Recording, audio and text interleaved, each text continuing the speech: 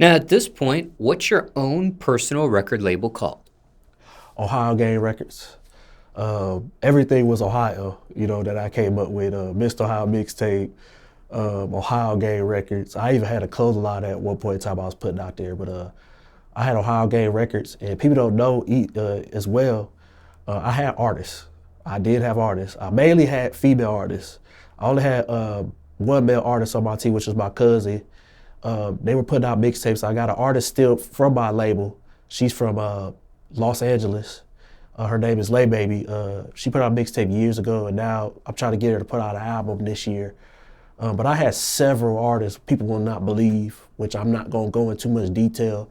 But some of them went to majors. Some of them went to majors. Some of them stayed independent.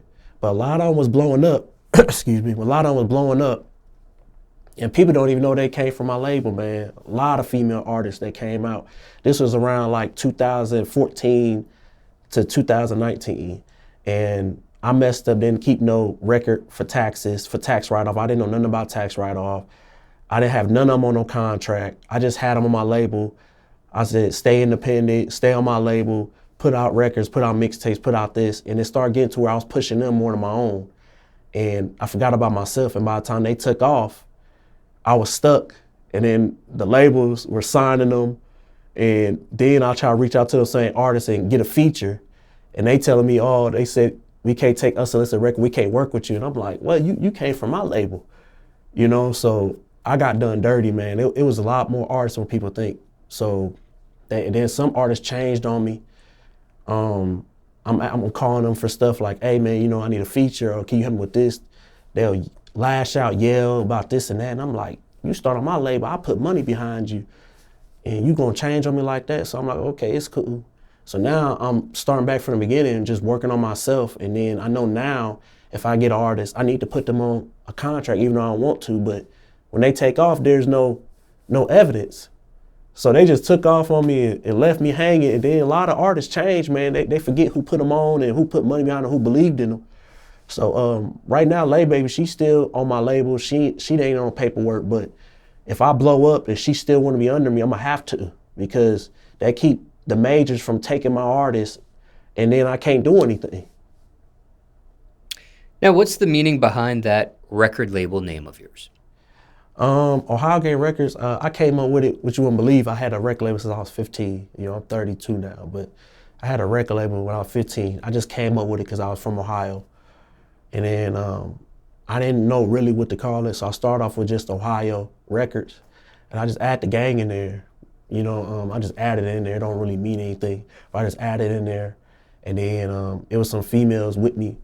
When I was going to the studio, I was going to a local studio at the time. It wasn't no big studio, and I just came up with it, and people was liking it, liking the name.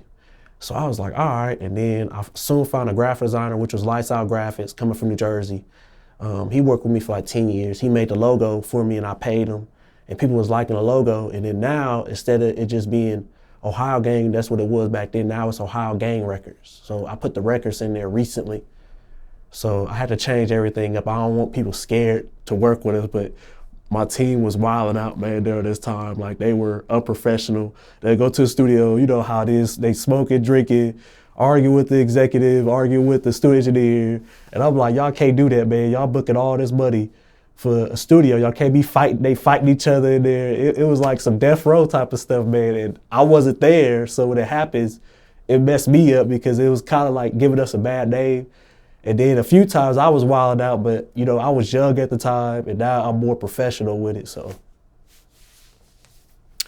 And this was a name you created yourself? Yep. I gave a lot of nicknames. I gave some of my team members names, on my team. Some of them gave them artist names. Some of them came up with stuff on their own. I gave some of them names. I did a lot, man, for the industry more than people know. I'm just now fully coming out more. I was kind of behind the scenes, so I wasn't doing no music videos. I was just putting on music and keeping it moving. But now I'm like, nah, forget that. So I'm doing interviews here, and there until, I get a video out. But so far, I'm not trying to do music videos right now. I'm just doing interviews and put out a project sometime next month. It's gonna be for pre-order. So. And is there a title to that project? Oh yeah, my first project was called O Life. I put that out last year. This one's gonna be called O Life too. So I'm kind of like doing a series like Lil Wayne doing Carter's, but I plan to only do like 4 of them. But so far the EPs they like a couple songs. The third one, I'm hoping to put that out by next year. It's gonna probably be a full album, but I'm just putting out EPs right now till people feel what I'm putting out.